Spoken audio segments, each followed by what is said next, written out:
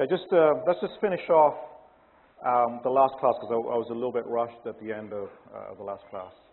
I remember what I said was think of those stages as cumulative, not as like sequential. If this is, this happens and it stops, and then another one starts and it stops. But think of them as additive, as cumulative, one after the other.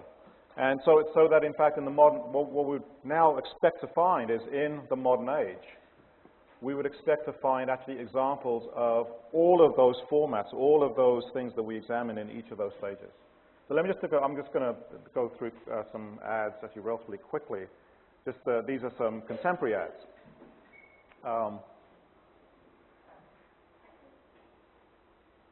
Okay, this is for stockings, legs. I would put this under. This is, if I said, which stage would this fall under? Which stage was this introduced in? This would be stage number 3. This is the personalization approach. You use the product. It's very directly connected to your use of the product. It changes how you look. So this would be personalization. Something like this, which is, it's just claiming to capture, a beer is claiming to capture, Canada's bear of beers, I think is the way to say it. I would put this under number 2, which is it's a symbol, the symbol of Canada. It's also capturing the force of grizzly or whatever grizzly means. So it's that abstract notion of Canadian wilderness that is captured by this product.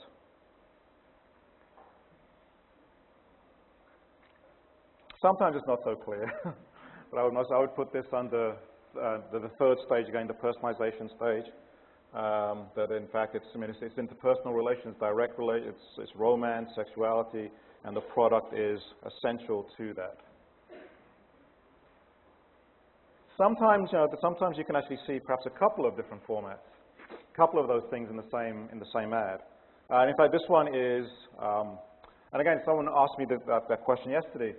Now, it actually is, for an advertiser, you think, well, why don't we use as many formats as possible? Then you can make the product mean you can make it mean something about, you can have some rationality in there, you can have some symbolism in there, you can have some personalization in there, you can make it part of a lifestyle. I mean, it is possible actually to construct an ad that way. The problem is, if you do that, then what is the meaning of the product? If you try and make the product mean everything, it ends up meaning nothing and oftentimes. So advertisers have to be very careful in terms of, what do they want the product to mean, and how can they, if they put too much in, it's going to dilute it. So there's always the possibility of having lots of stuff in advertising. But I think the advertisers are smart enough to know that, in fact, if they want to kind of limit the range of what the meaning of the product is, they've got to kind of stick to 1 or 2 formats. I would put this under, this is, I think, certainly a lifestyle format. Be a part of it. This is be a part of Canadian Club. But I think you could also argue that it could also be personalization as well. It's clear that there is an interpersonal relation between these people, and the product is an essential part of it. So this could be both 3 and 4. Okay, this one is fairly clear. Right? This is the spirit of freedom.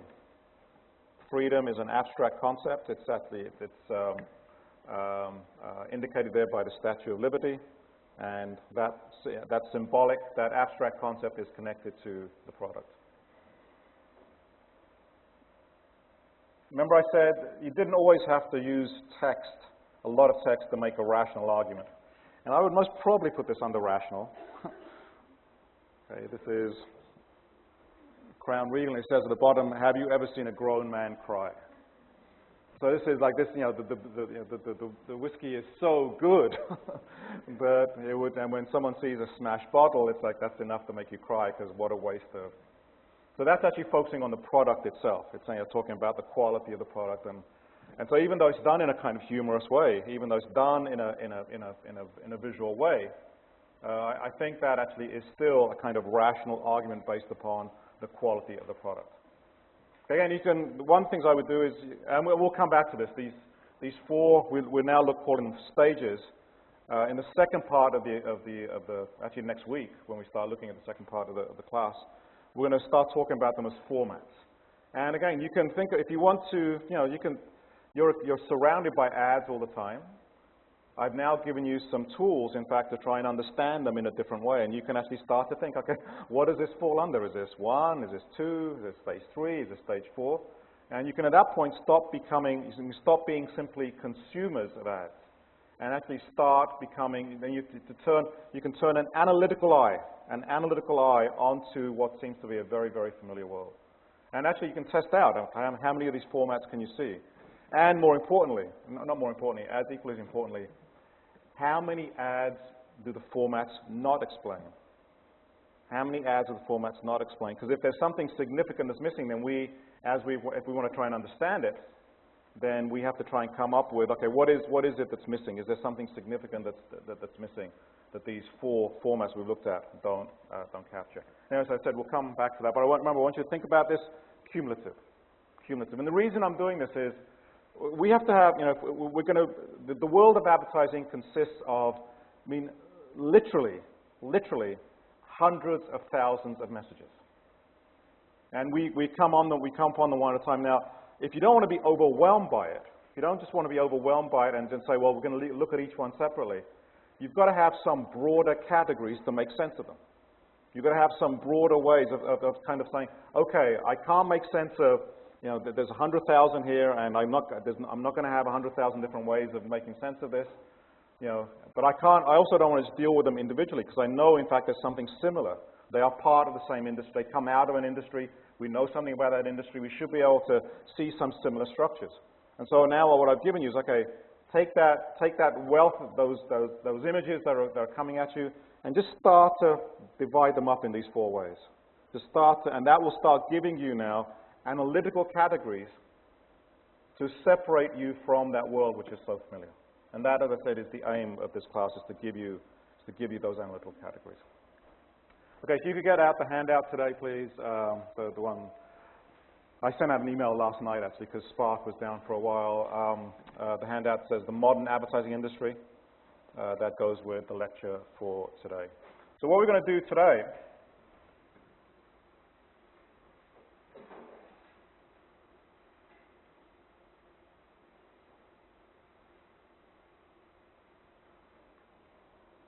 is we're going to turn our attention now to the modern industry.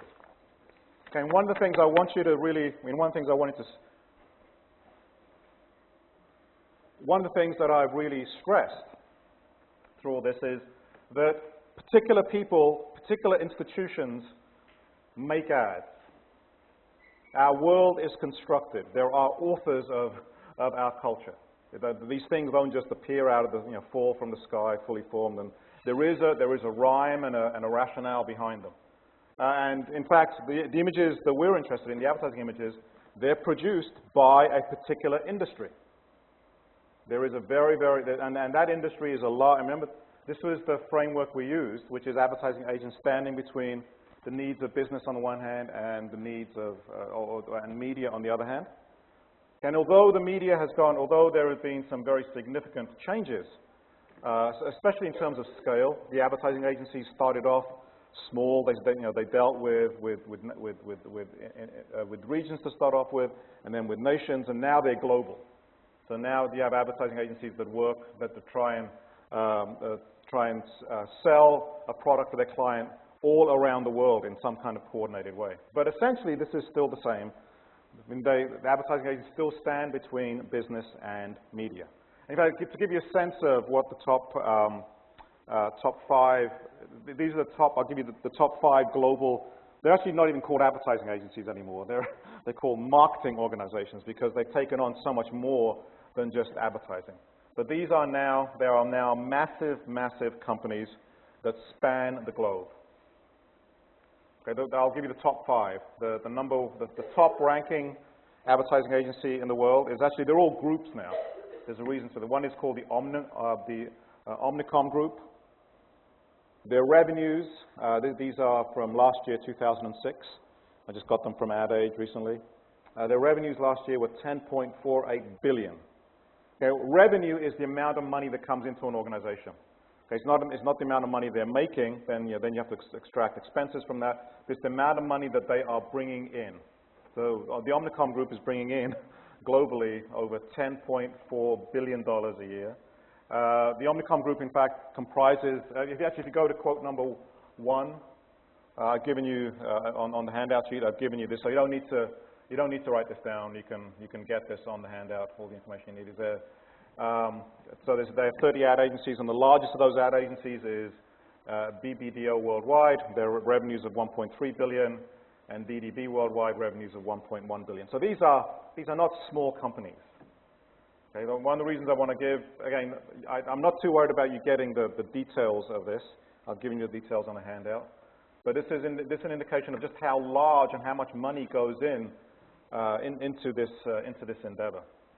The second group is called WPP Group, and they have revenues of about $10.3 billion. The major advertising agencies that they, under their umbrella, is J. Walter Thompson, JWT, revenue of about $1.3 billion. Ogilvy and Mather, $1.2 billion. Now, most of the time when we talk about ad agencies, we're not going to talk, I mean, I'm giving you actually the overall global perspective here. Most of the time, people don't talk about WPP Group or Omnicom. They talk about these individual agencies, because the individual agencies are the ones that have the clients. They're the ones that have the accounts, and they're the ones who are engaged actually in the nitty-gritty of making the ads that we see. The third group is Interpublic Group. They're minor players with only $6.27 billion revenue worldwide. The major ad agency for them is McCann Erickson, a revenue of about $1.4 billion. The Publicis Group, a revenue of about $5.1 billion. Again, the two major agencies there are Publicis Worldwide and Saatchi & Saatchi. And then it's very interesting. This is Dentsu is the fifth one, and Dentsu is a Japanese agency. And they actually and they operate on a global scale as well, and they actually they actually didn't buy a lot of agencies. There's not a lot of agencies under their control. They operate essentially by themselves, but their revenue is $2.17 billion a year. So those are, when we talk about the ad industry, I don't want to make it abstract. The ad industry is very concrete. And if you wanted to find out about the ad agencies, there's lots of kind of business investigations you could do around them. And it is a fascinating, I think it's a fascinating field, because they're like looking at most media industries, because they're not just like any other large corporation, because these organizations are also involved in the making of culture. They're also involved in, they actually are the air that we breathe in a consumer society. Now, so let's look at each ad agency. Within that, that's the large organization. And then within each agency, each agency has a number of departments. Again, I'm going to go through this relatively quickly, but again, we could spend a long time looking at this. Again, it's not just, people in ad agencies don't just sit around all day, trying to figure out how to make ads. There's a lot of very specialized activity. There is normally a creative department, and these are the people who are charged with coming up with the ad. And normally the creative department is the central core of any agency. In addition to that, there's also a media department. There is some people may work in advertising and never think about how to write copy or do anything like that. And all they do is they're on the phone with media, buying space, buying spots, buying radio spots, etc. But there is a media department that handles essentially the money coming in and the money going out. There is a research department that does research both for the creative part or also for media. And then the other department is what's called the account department. The account department kind of brings everything together. They're the coordinators of so if someone, if Pepsi has an account with an ad agency, there'll be someone who deals with the Pepsi account, and they make sure that everything operates well with them. But these are the four major departments that most ad agencies have. Again, this is not, I'm trying to give, in a very short period of time, trying to lay out what is a very complex industry. Because now more and more advertising agencies, they also deal with promotions, they deal with public relations, they deal with a whole host of other things that appear within marketing that are not just advertising. But our focus is on advertising, so I'm trying to keep the focus there. Now remember, Well, so again, the ad agency came into existence, and that is still the reason it came into existence is still the reason the ad agencies exist today. They came into existence to mediate, to make the contact between business and media more efficient. And I want you to think of and I've already mentioned this, I want you to think of the advertising agency industry as a bridge. The advertising agency is a bridge between the realms of media on the one hand and business on the other. But remember, don't think of it in a passive way. This is not just, sometimes a bridge just joins two things, right? And then there's nothing important. Well, in this bridge, the bridge itself is very important. And what it does actually comes to define the relationships between those two different domains. Let's go to quote number 2 from the handout for today. Okay, I'm going to draw upon these authors, Lease et al. Actually make a disclaimer here. This actually is from a book that I helped to co-write. William Lease was the first author of that, and the perspective you're getting is the perspective from that book in terms of how to think about advertising in this bridging function. So the book is called Social Communication and Advertising. I think I put that on the handout that you have there. So we'll be drawing from this book a great deal.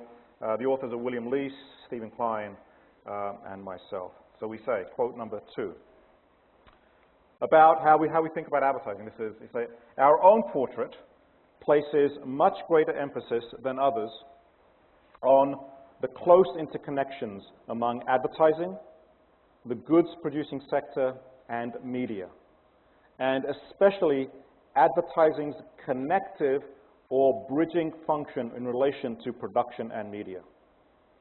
The advertising industry, led by its agencies, transferred knowledge about the media to producers, knowledge about audiences to media, and knowledge about consumers and how to reach them more effectively with marketing campaigns back and forth between producers and media. Okay, I'm going to keep hammering. This is the way to understand advertising is it is the meat in the sandwich. It cannot be understood. Advertising cannot be understood from an institutional perspective without understanding what is going on in the realm of media and in the realm of business. You've got to be able to look at both those things, and advertising responds. Advertising responds to changes going on in either of those two things. Okay, let's go to quote number 3. Similarly, carrying on from this, we say, okay, this bridging function between media and manufacturers is not performed in a passive way. It is not simply a structure that is built and then forgotten. It should be thought of as a switching or transfer operation rather than merely a crossover facility, and moreover as an operation that grows in importance to the other partners with each passing decade until it becomes, quite literally, indispensable to them. Eventually, the relations between media and advertisers are not just tied together by the advertising industry, but are defined by the role it plays. Okay, so that's stop there. That is, relationships, if you want to understand relationships between media and producers and business, you can't understand them without understanding the role that advertising plays within it. In fact, producers and media don't have much of a direct relationship. Almost all of their contact actually happens through the advertising agency, as we'll see. We go on. Because it deals with the other two as a full-fledged intermediary, having achieved its own independence and economic power, the advertising industry does not reflect passively the interests of either manufacturers or media in themselves. What it reflects, so to speak, are the compromises between these two other arenas of social life. And so it's a bridge. It's an active bridge. Things are defined through it. You can't understand relationships between media and business without understanding what's going on with advertising. You can't understand advertising without understanding how it performs this connective function. Now, that's the broad analysis. Let's ask now some very specific questions about the industry. That is just, what do the agencies do? Actually, it's a very good question. If they're called advertising agents, they're agencies. An advertising agent. An agent is someone who acts for someone else. So who are they acting for? Who are they, if we take this seriously, who are they agents for? Okay. To start off with, advertising agents are agents for Like it's someone who hires agencies? Well, they're hired on one hand by clients, by business, by people making things, by people selling things. They're sometimes hired by government. They're hired by by non-profit organizations. Sometimes anyone that wants to think about running an advertising campaign. So on the one hand, they are agents of. The vast majority of clients are businesses. On the one hand, they are agents of manufacturers, and manufacturers and businesses. They go around and they hire different kinds of agencies. And if they're not very happy with this agency, they'll take their money and they'll go to another agency. So agents have to be, and an advertising agent or the advertising agencies, they will survive to the extent that they have a lot of clients. Because what clients bring is money. What clients bring is the money that they're going to use to buy media. And the more clients you have, of course, the more money, hopefully, you should make. But at the same time, the agencies are also they're also agents of the media. Because, in fact, strictly speaking, and some of this is broken down now, the money that the agencies have, that revenue, that $10.1 billion of revenue, that money that comes in, strictly speaking, it actually comes from the media. Because it comes from the difference between the media, between the cost of the media at 100% and the cost of the media at 85%. Because what the agencies get is they get a 15% discount from the media.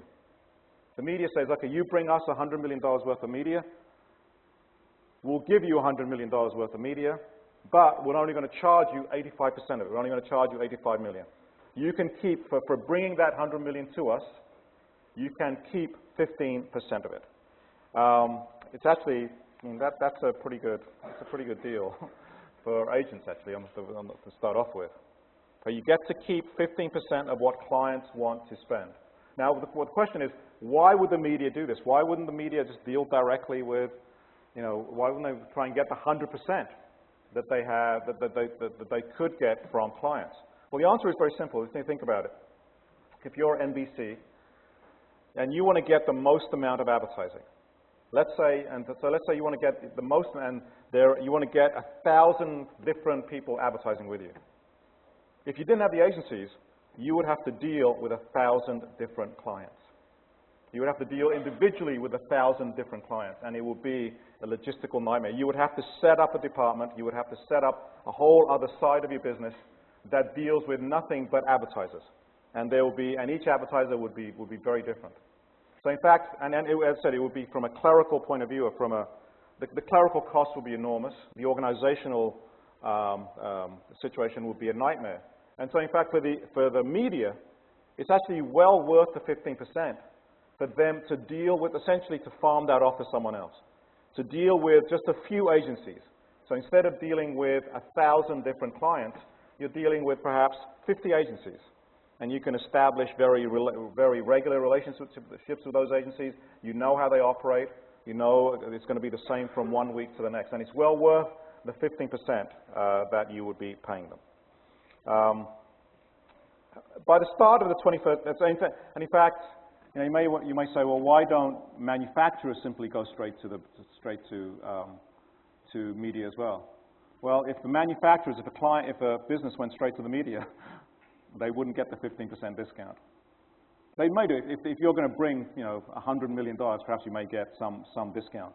But you're not going to get that on a regular basis. So it's also worth it. It's also well worth it for clients also to use the ad agencies. Now, by the start of this is the commission system.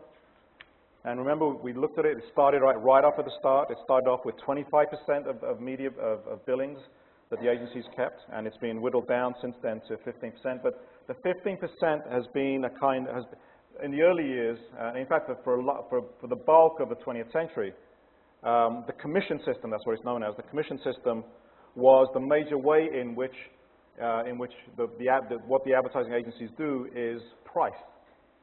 And again, how do you price a creative product? So that's one. How do you price? Do you do it by the hour? Do you do it by?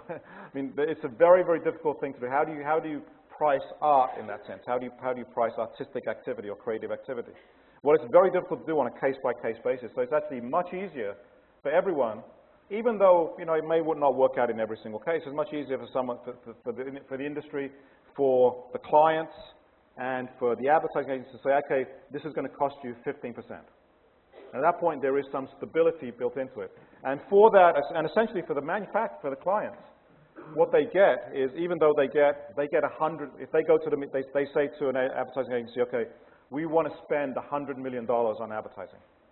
Well, they will get $100 million worth of space in newspapers, in magazines, in TV spots, etc. They'll get that, plus they'll get the creative services of the agencies, essentially for nothing.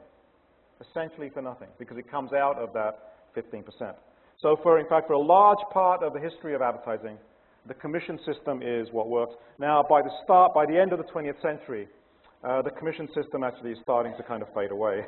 And the reason it's starting to fade away is because clients, businesses, are starting to realize that 15% is a lot of money, and that they may, in fact, be overpaying for what the agencies are providing. So starting in the late 1990s, clients actually started to say to advertising agencies, look, okay, we know you're getting the 15% from media. Okay, let's talk about how much you're going to hang on to that, because you're not going to hang on to all of that, because we're paying too much. So we want some of that back. And so into the contemporary period, there's a mixture of kind of commissions and fees that are now going on. That's the way the industry is operating. But again, it is one of those difficult questions. How do you price a creative activity? How do you price a creative product? And even though it may not be ideal, it is at least consistent. Now again, you could ask, why don't, let's say manufacturers, that they could get some discount from the media as well. Why don't manufacturers simply produce their own advertising campaigns?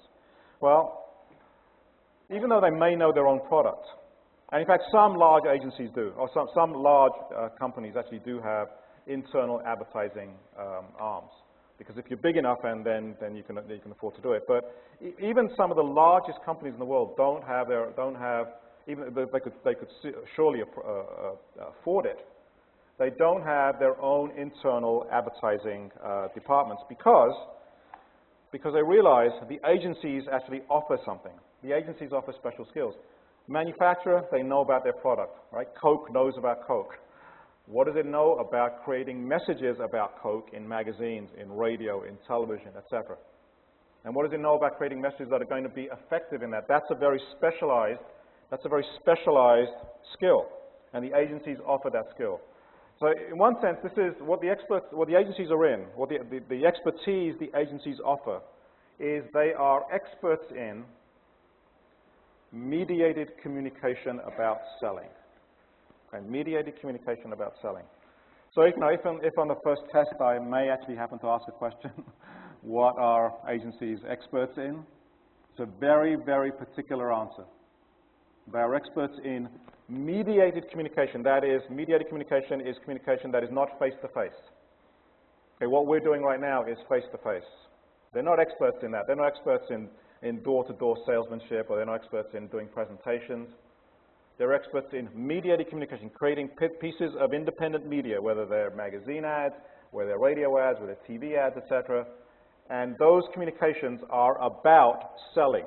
They're about how to sell that product. And no one else in that marketplace, no one else in that mix has that precise set of expertise.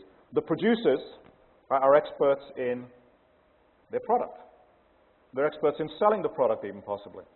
But they're not experts in creating messages about the product. So again, Coke knows a lot about Coke. Ford knows a lot about cars and about Ford. But they don't have the expertise that's required, the marketing expertise that's required. The media, at the same time, the media are experts in devising schedules that will attract audiences of the right kind. And they're experts in programming. They're experts in drawing an audience to their program, so that NBC can say to an advertiser, okay, we can guarantee that if you buy a spot during, ER, we can guarantee that this many people will be watching, and we can guarantee that a certain number of them will be, 30 and over, and a certain number of them will have incomes of $50,000 and over. That's what the media are experts in. The media are experts in drawing audiences in. The agencies have to coordinate those two functions together. The agencies are experts in, as I said, mediated communication about selling. And as such, they are located, because of this, they have a very specific function within the industry, within the marketplace, a very, very specific function. Because of that, they're at a unique conjuncture of the modern economy. And they have to know, agencies have to know about a number of things. They have to be experts in a number of different things that no one else is an expert in. No one else has that precise set of skills. Firstly, they have to know about media. They have to know about producing messages and they have to know about media audiences. And again, they have to know all media. You can't just say, well, we're going to just, concentrate on television, or we're going to concentrate on magazines, or we're going to concentrate on radio, we're going to concentrate on the web, or we're going to concentrate. You can't. If you do that, you're limiting the clients you're going to come to you, because the clients who are going to come to you want to advertise in all the media that's out there. And so you have to become experts not just in one media, but in all media. You have to generalize across media. And remember, until the agencies actually have a lot of expertise in this. Starting in the 1920s and going to the 1930s, they actually produced radio programs. And then in the 1950s and 1960s, they actually produced TV programs. So there's a lot of information, there's a lot of accumulated knowledge that exists within the industry, within the advertising industry, about media across the range of media, not in any one media by themselves. Secondly, they have to know about products. And they have to know about products in general. Okay, whether it be cars or soap or beer or perfume, you have to know something about how people interact with products. And moreover, you can't be an advertising agency and say, we're going to specialize in one kind of product. Okay, you can't just say, we're an agency that's only going to specialize in car advertising. Because of the competition in the marketplace, you're only going to get one car advertiser at a time coming to you. No advertiser is going to have a relationship with an advertising agent that also represents their competitors as well. And so for agencies to get the money coming towards them, they have to know about the whole range of products. They have to become, in one sense, generalists. They have to know not only about cars, they have to know about soap and beer and perfume and pimple cream and whatever else is out there that needs to be sold. And no one else has that knowledge across the range of products. Manufacturers don't have it, they're experts in their own product. And the media don't have it because they never deal with the media deal with audiences. At the same time, the agencies have to know about audiences and about pop culture. They have to know how to appeal to them. They have to know about what makes them tick. They have to know what's going on in pop culture. They have to be attuned to what is going on in society. They're experts then in the audience. Like what is it that makes the audience tick, especially around what is it that motivates them around consumption. Again, the media are experts in getting people to watch. They're experts in getting people to watch, but advertisers are experts in communication and about how you construct messages that get the information you need over to an intended audience. And remember, the agencies have right now they have over 100 years, over 120 years of accumulated knowledge about how to do all these things. All that knowledge, once it gets into the industry, once it's there, it remains there. It becomes part of that historical repository that the agencies draw upon. And no other industry, no other institution stands at this set of relationships. In that sense, the advertising industry holds I don't want to say a dominant role, even though I think they are very important, very influential. What they hold is a privileged role in the culture. And that privilege comes from that position that they occupy. Let's go to quote number 4 from the handout. And this is another long quote. We say, quote 4. The advertising industry is the repository for a collection of skills and knowledge accumulated and honed over almost a century that is unmatched elsewhere in modern society. This monopoly of knowledge, that is, no one else has this monopoly of knowledge, results from the unique position of the agencies in the marketplace. Media firms are experts in programming and editorial matters that will allow them access to audiences. They specialize in audience delivery. Producers of goods are experts in the movement of commodities. They specialize in design and formulation as well as in marketing. Agencies, on the other hand, are experts in coordinating the functions of these two areas. They specialize in communication, or more specifically in, this is the phrase, in mediated communication about selling.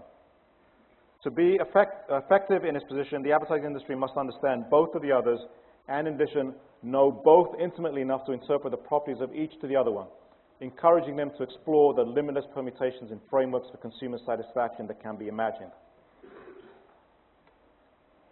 The agencies are the environment in which the unique fusion between media forms, selling, and communication takes place. Neither the media nor the client can duplicate these skills and knowledge, but they do not occupy the special vantage point that agencies do. However, moreover, it doesn't cost the client anything, strictly speaking. Remember, because the fee for the agencies comes from the media. So they can actually get, the client's going to essentially get the specializations the agency offers for nothing. Now, because what the agencies have to do is difficult, it's very difficult. They're trying to sell things to people that don't particularly want them, they don't particularly want to be reached by advertising. And so you need, in fact, a special set of skills to make it effective. And because of that, the advertising industry attracts some of the most, if not the most talented people in our society. Again, it is a strange situation we're in right now, in that the creative talent society is sucked into the advertising industry. Why? Because it's so difficult to do that job. This is the other side. On the one hand, we talked about the problem of advertising being everywhere. Right? For advertisers, that's good and bad. You know, for advertising in general, that's good. You're in every nook and cranny of the culture. For an individual advertiser, it's not that great, because you are now, because not only are you there, but your competitor is there as well, and not only your competitor, but everyone else who's trying to get the attention of the audience. And so the more that advertising expands, the more that advertising gets into everywhere, the more difficult, in one sense, the job of individual advertisers becomes. And therefore, the creativity actually is very, very important. Because especially you can't just have this, you have to come up with fresh problems, with fresh solutions to old problems of selling. And the advertising industry, the reason it draws these people in, the reason it draws the most creative people in, is because it has the most amount of money. Successful advertising people, when they're successful, are very, very well paid in ways that novelists are not, in ways that painters are not, in ways that even musicians are not. In that same way. Because of this, actually, some people think that actually the best thing on television, actually after what I described, it's actually, I mean, if you now actually start looking at advertising, you can actually start comparing it to programming a little bit. Compare the advertising. Remember, that's the real function of television. The programs, the program's just there to get our attention. That's all the programs do. It's maybe what we want, right? We think that's what television is about. Television is about programs. It's not about programs at all. Television is about the ads. That is, why do I say that? That's who pays the bill. That's who pays the bill for media. There's a television about the ads. So compare what television is really about and how it's made with this other stuff called programming, which they have to get us to watch, at least minimally, so we don't switch over to something else. In fact, one person says, let's go to quote number 5. Because of this, they say, the only part of television which has fulfilled its function at all, which has fulfilled its promise at all, is the commercial. I think many people would look at look at the formulaic nature of television, look at what television programming is about, and say, actually, the most creative stuff is is actually, it's not what's in the programs, it's actually what's going on between the programs itself. So what I'm going to play you now is I'm going to play you, this actually is it's a relatively old program. So it's about 20 minutes. It's from the show 60 Minutes, the CBS show 60 Minutes, and it shows an ad from kind of start to finish, from conception to finish. And I haven't been able to find anything else that's as kind of concise that deals with the modern campaign. But essentially, everything's the same. Things have, in terms of the creative stuff, things have not really changed. And so this is a campaign for a beer that I'm not even sure exists anymore, and a beer that's trying to break into the national market.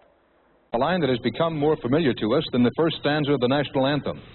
What we get from our sponsor is not one word, of course, but a gush of words and pictures trying to manipulate us to buy that product, whether we need it or not. Commercials are sometimes infuriating, sometimes entertaining, frequently outrageous. But there is no denying that they have become part of our culture. School kids recently asked how to spell relief, mostly answered R-O-L-A-I-D-S. So we thought it would be a good idea to look behind the scenes at the making of just one commercial. One 30-second spot for a regional beer called Stroh's.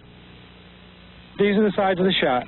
Okay, ready? And action. Hey, folks, listen. We ain't gonna get out of here unless we lighten up this baby. Dump your stuff. What does getting stuck in the desert have to do with beer? Stroh's advertising specialists say the scene will increase their sales. If they're right, they are advertising geniuses. If wrong, they're bums. But they are specialists. Then again, in advertising, there are specialists for everything. Tom Anthony is a beer pouring specialist. He is in demand because federal law prohibits anyone drinking beer in beer commercials. So every bubble counts. We have a lot of different effects. It depends on the manufacturer. Some people like to have the beer come up and over the glass, even hit the table, or they like to have it not go over the glass and maybe have a small head. Some like to have a large head. You don't want to have a real large explosion because then it'll foam and you get a whole glass of foam. Anthony is paid $250 for each spot in which only his hands appear. One day he made $4,000. It's all timing and coordination. First of all, you have to have fairly good hands. That's number one. You have to be steady, straight. If you do 8 hours beer pours all day long, when you're going home, if you don't have a headache, you didn't concentrate. And if you didn't concentrate, you didn't do a good day's work. And that's the name of the game for hand models, concentration. If you think hand models take pouring beer too seriously, you don't understand advertising. Advertising executive Ray LaFaro does. When a guy comes to you and says he's got to sell this cup of coffee, and he pours it and puts it down in front of you on a table, to you it's a cup of coffee. To him, it's an empire. It's his livelihood, it's the approval of his wife and his boss, it's his kid's college education, and he wants you to respect it as much as he does. And if you say, great idea, let's bring in Salvador Dali. Let's have him do a fabulous landscape with this cup of coffee in it, and then let's build it live on a set. The guy will love you for thinking that far out. Which brings us to Stroh's Brewery. Based in Detroit, Stroh's is marketed in the Midwest, and like other regional beers, it is fighting simply to stay alive. A few national beer giants have taken control of the market. Anheuser-Busch and Miller's, the two biggest, alone have cornered 50% of all beer sales. Stroh's, the seventh biggest and trying to go national, has only 3.2%. The beer wars are fought behind a barrage of TV commercials. An advertising misjudgment can cause an economic hangover that may never go away. That's exactly what happened to Schlitz beer, which lost favor with much of the crowd partly because of one disastrous commercial campaign 4 years ago. Sales took a dive because instead of selling Schlitz, it scared people away. It has become known as the "Gimme Schlitz or I'll Kill You" campaign. You want to take away my Schlitz? My gusto? Say hello to your lunch. The campaign was quickly killed and the advertising firm fired. They desperately tried to regain their image by conducting live comparison tasting tests during last season's pro football playoffs. And we're here live in Super Bowl City to referee a taste test between Budweiser and Schlitz. What Schlitz hopes is that these commercials will do for them what light spots did for Miller's.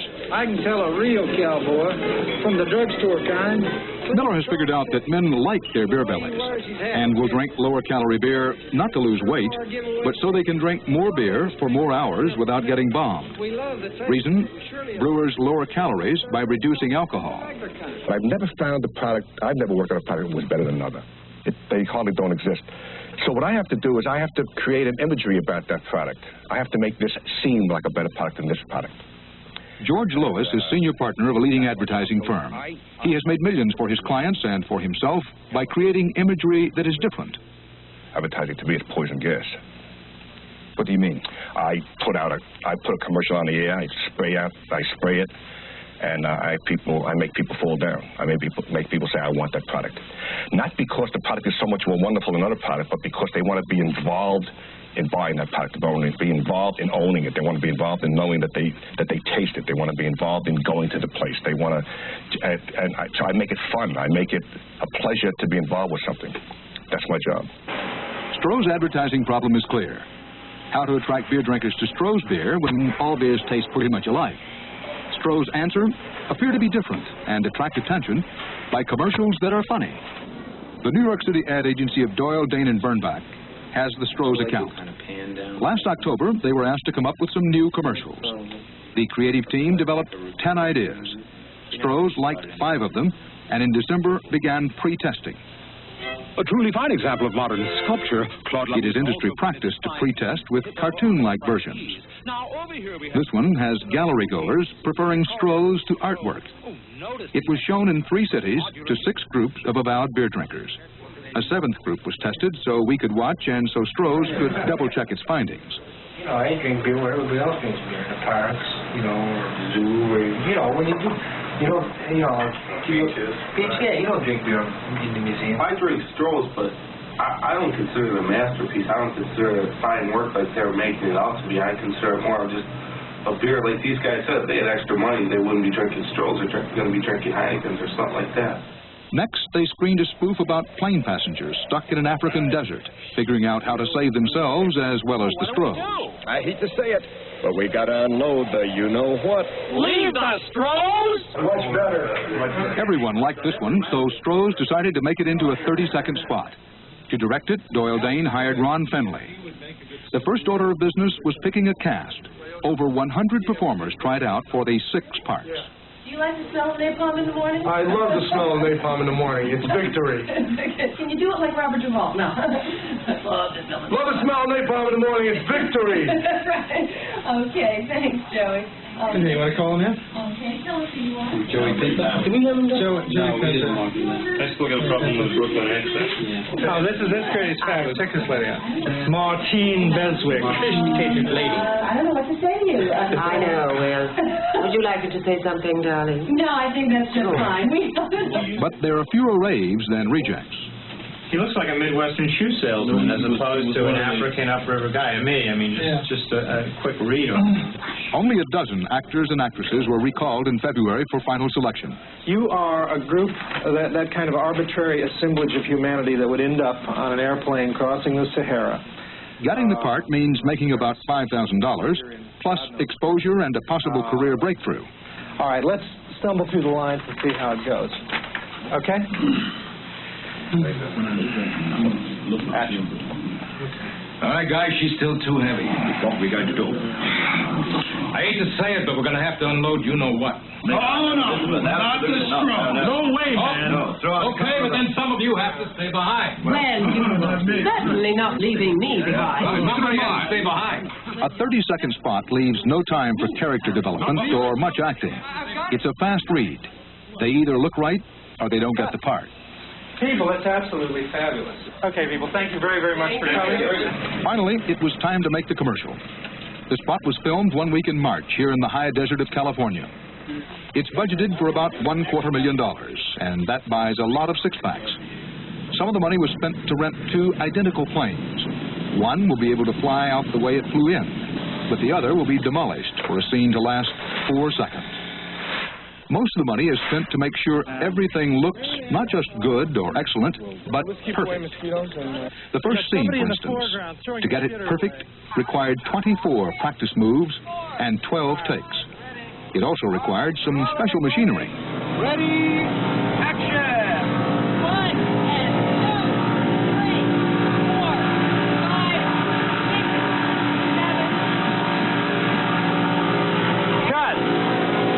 Every detail, significant as well as unseeable, is given the attention that engineers give to the space shuttle. Typical is the concern lavished on the one line to be delivered by Martine Beswick. Stroh's pre-testing indicated that some beer drinkers had dirty thoughts about the kind of woman who would be stranded on a plane like this. Stroh's marketing director, Dwayne Birch, was here to make sure she comes across not crass, but classy. You are a princess. You don't queen, dear. You don't physically abuse these people. The waters part. People sense your strength. I like that. And move apart. Action. Okay. But some of you got to stay behind. Certainly not leaving me behind. I've got it. I've got it. Okay, we're getting there, guys. That's very nice. I don't think it comes through and pushes elbows. Well, the Red Sea parts, and she comes through. The princess comes through. They sense her strength. Yeah, I think we're covered. I don't think... That's kind of what's happening. I personally, Well, let's do it that way. Let's do it that way. I don't think she has to fight through it. This is number 2. Here we go. Ready, and action. Okay. But some of you got to stay behind. Well, you're certainly not leaving me behind. That's pushy and bitchy. Well, you know, it depends. If you're from Oshkosh, it's pushy and bitchy. If you're from anywhere else, it's regal. We have an awful lot of people who drink beer who are from Oshkosh. I happen to grow up in a town that same size, so I find her pushy. And we did the research. We spent the money. We know what one of the problems was. She's just above it all. I don't understand. If she's a socialite and she says it the way you say it, then she's not a socialite. Right. She's nothing. She's from Oshkosh. This lady is on a trip to Harrods to go shopping, and she wants to get there. She's not afraid. That's not projecting. I don't understand. This isn't fear.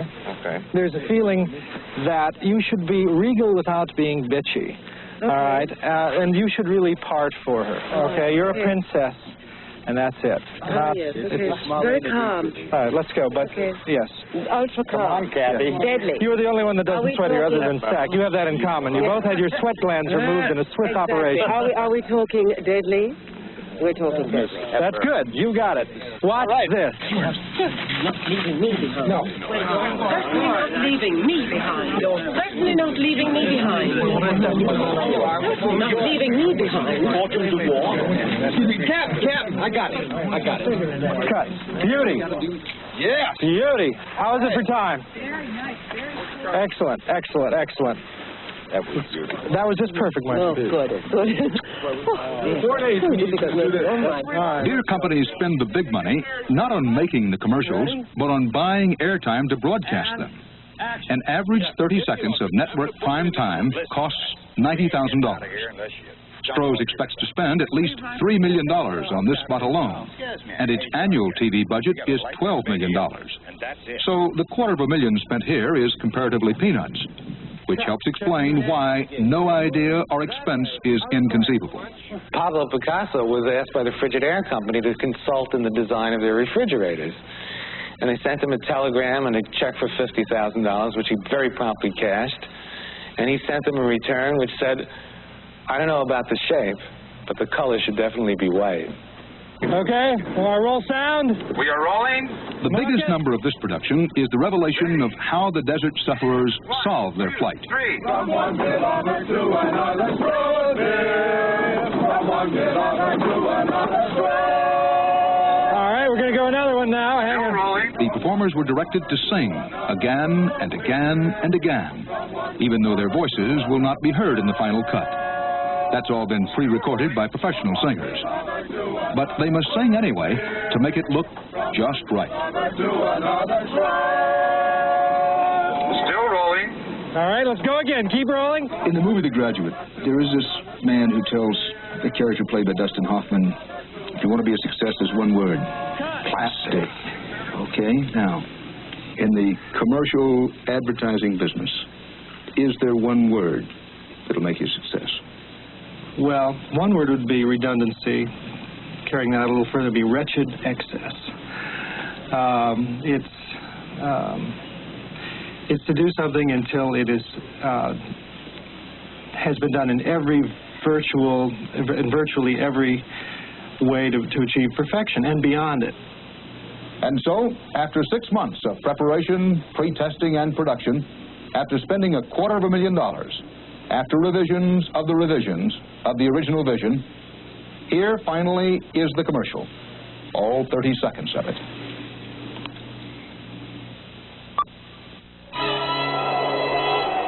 Guys, she's still too heavy. What are we going to do? I hate to say it, but we got to unload the, you know what? Leave the strobe. Negative. Hey, then some of you got to stay behind. No, certainly not leaving me behind. Fortune of the war. I got it. I got it. Yo, I got to hand it to you. From one lover to another strobe. Okay, multiply that by the number of ads you see. The number of ads, we're just looking at television, the number of ads, and think of this amount of creative work that has gone into, like one evening of television. One evening of television, just think of it, and it will pale in comparison to the amount of creative work that went into the programming that broke up the ads. And there's a reason, there is, and you can see it once you start looking at, programs, I'm not going to attack any particular program here, but programming is pretty formulaic. There actually is a whole other industry in Hollywood that makes programs, and they make programs. It's a factory, like any other, like any other factory. There's an assembly line. There's a formula that you can use to to create these products. They tend to be, and you have to make them you have to try and keep them the cost down as cheap as possible. It's actually the opposite of advertising. In advertising, there is no expenses too much, and you're trying to cram you're trying to make every split second mean something. In programming, it's actually the opposite. You're actually trying to spend the least amount of money you can, because that's the economics of TV programming. You have to spend, the amount of money you spend is going to be it will depend upon how many profits you make, and you're trying to stretch the message as much as possible. You're trying to fill every moment with as cheaply as you can. And so time is your enemy, actually. Time in a different way than it is for advertisers. Time is an enemy because there's not enough time. You've only got 30 seconds. Nowadays, you've only got 15 seconds. Sometimes you only have 10 seconds. Sometimes you have less than that. There are some advertisers actually experimenting with 7-second spots. So when you have that much, when it's down to that much, you've got to make use of. You can't waste any time, and therefore every split second there is an immense amount of pressure, immense amount of thought that goes into that. As I said, programming is the opposite. Programming works the opposite, and in fact, it shows us, and it shows in the nature of programs. But one way you can kind of make the distinction between programs and advertising is just by looking at how much it costs to make perhaps a minute of programming versus a minute or actually let's look at how it costs to make 30 seconds of programming versus 30 seconds. For a network program, a network show, on average costs around $1 million to make. That has been escalating actually over the last decade as well. One of the reasons why, for example, reality TV shows are so popular, because not only that people watch them, that's one reason, but in fact you don't have to have huge amounts of people watching them because it actually doesn't cost a lot to make. They're actually that's why you see so many reality TV shows. They're actually much cheaper to make than dramatic series or than situation comedies. So you want to try and keep that on, but it costs about $1 million. Network show, which is about 50 minutes. Right? You're making a network show is around 50 minutes because you have to have time for the ads in between. So a 50-minute show would end up costing approximately $20,000 a minute. $20,000 a minute. The cost of advertising, the cost of an ad, can range. And again, it's tough to come up with. Some ads are very simple, and some ads are very complicated, more complex, and they shoot in different places in different countries, etc. So the cost of making an ad can range upward anywhere from $20,000 into the millions. The average cost today, I just looked up in an ad age today, the average cost today is around $150,000. That's the average cost of making a TV commercial. So that's $150,000 every 30 seconds. Every 30 seconds. So a minute, so remember we talked about a minute of programming costs about $20,000? Well, a minute of advertising costs about $300,000. Sorry, did I say the right way? A minute of programming costs $20,000. A minute of advertising costs around $300,000 a minute. If programs, let's just print out, if programs were made like advertising, then the average program, the 50-minute program, would end up costing not $1 million, but $15 million. Again, that's one, if you want, that's one indication of why the ads and the programming look so different, and why a lot of people think that, in fact, the most creative stuff on television is in the advertising. Now, why? Forget about whether it's good or bad. Okay, that's a aesthetic call you can make. So it's not about one is good or one is bad, because in fact, lots of ads are really awful as well. But why? Well, one question I want to ask is why the difference? Why the difference in the amount of attention and care that goes into making these things, which appear right next to each other? Why is there so much devoted to advertising production? Well, there are. So these are programs versus ads. What's the difference? The first one is their function. They have totally different functions. So the function of programming is to get our attention. That's what the ratings measure. When our watching is measured, they don't measure how much we like it. They don't measure how much we're involved in it. They don't measure any of that. What ratings measure is whether we are watching the set when the TV program is on. Therefore, all you're doing is getting attention. And getting attention is much easier than, in fact, communicating a message. Getting attention is easy. If I said to you, I'm going to give you a choice. You can, your grade is dependent upon this. And the choice is, you either have to go to the student union today, and you have to get the attention of, you can choose between these two things. You can either get the attention of 100 people, that is, you have to get 100 people looking at you for 10 seconds, or here is this message, and I want you to make sure 100 people get this message. Not simply look at it, understand the message. Understand what you want to say, so that you engage with them. Right? Which would you choose? Well, depending upon, right? It's much easier to get attention. You want to get attention, you go out there, you start banging a drum or something, you start taking your clothes off, you don't have to go the whole way. It'd be easy to get people to looking at you, getting attention. That's easy. Programs, they do it through violence, you do it through sex, you do it through adventure. There's a formula for, if you want to see the formula for getting attention, just look at the formula that's used in programming. There is a formula for doing that. Communication, on the other hand, is very, very difficult.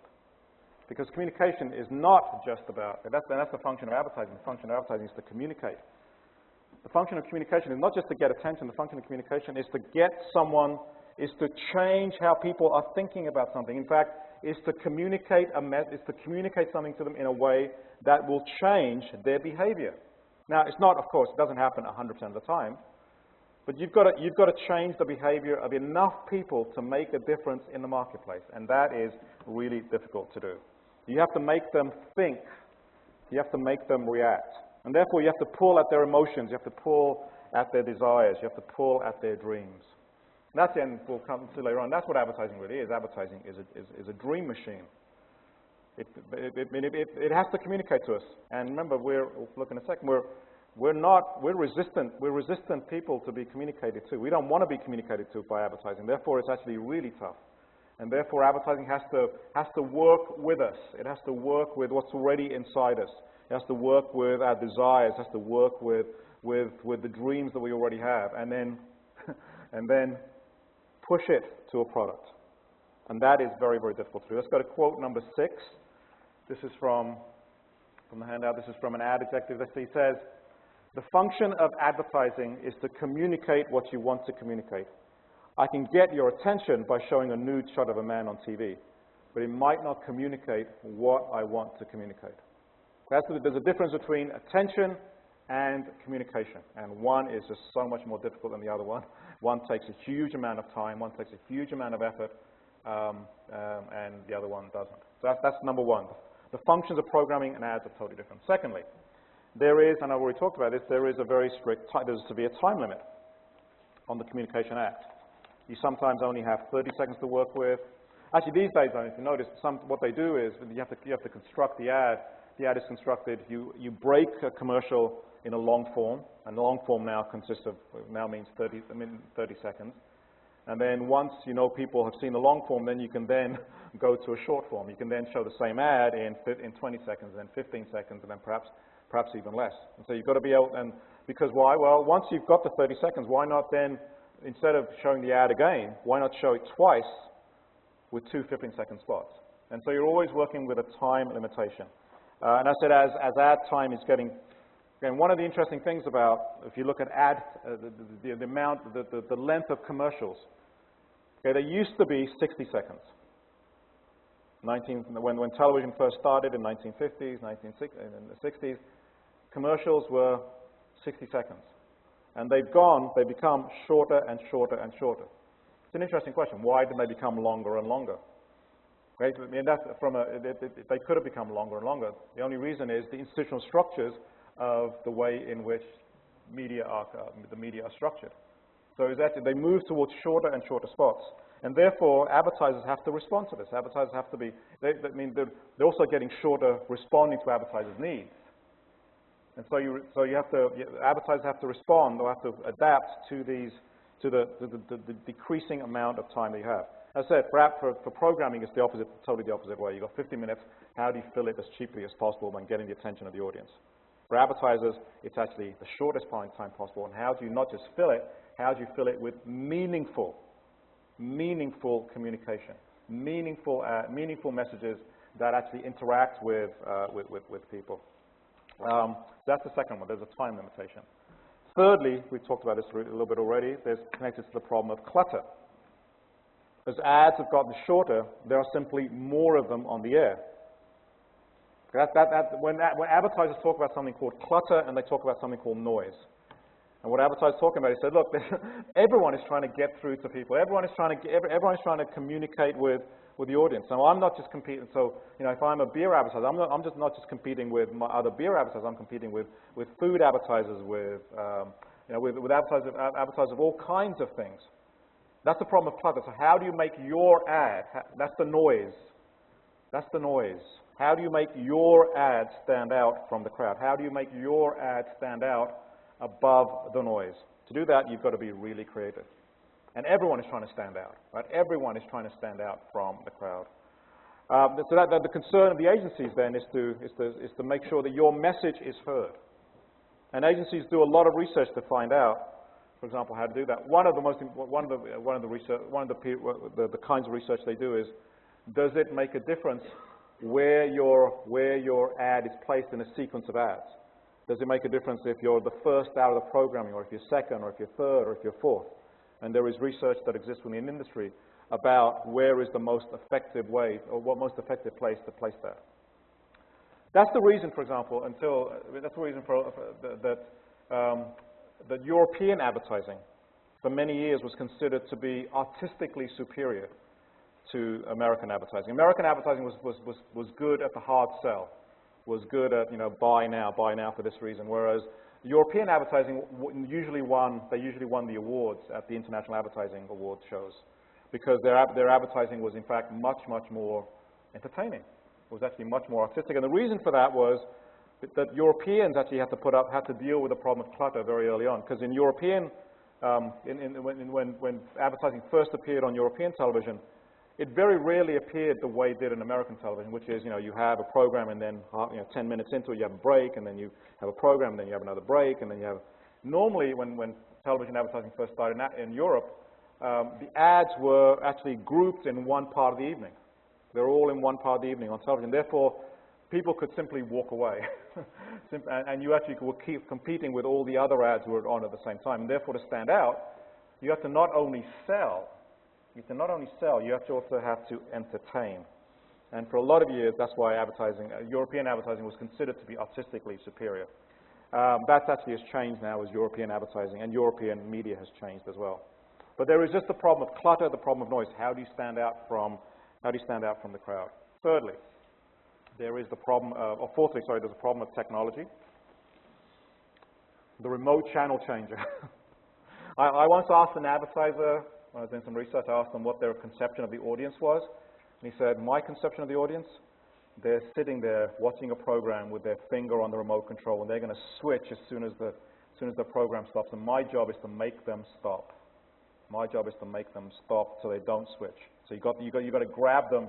In fact, with the remote channel changer. Now, of course, there is TiVo and digital hard drives. Again, where people can avoid ads very easily. If people can avoid ads very easily, you've got to give them a reason to watch ads. You've got to give them a reason why they should actually not switch off and why they should actually watch it as entertaining. That, again, takes a huge amount of effort. And lastly, there is the fact that ads have to be seen not just once, not just twice, but 3, 4, 5, 6, 7, 8, 9, even more. Where advertisers know that one ad, someone watching one ad does almost nothing. Where the effect comes from is repeated exposure. And so if you know that someone is going to have to watch, to be effective, they're going to have to watch it 10 times, you've got to make it as entertaining, as gripping the 10th time around as it is the first time around. The people have to have a reason to watch it the 10th time as well as the first time. And therefore, you've got to make it really, really meaningful. It's not surprising then. Because of that, advertising is what we can call this, it's a concentrated form of communication. And that concentration of creative effort exists almost nowhere else in the culture. Okay.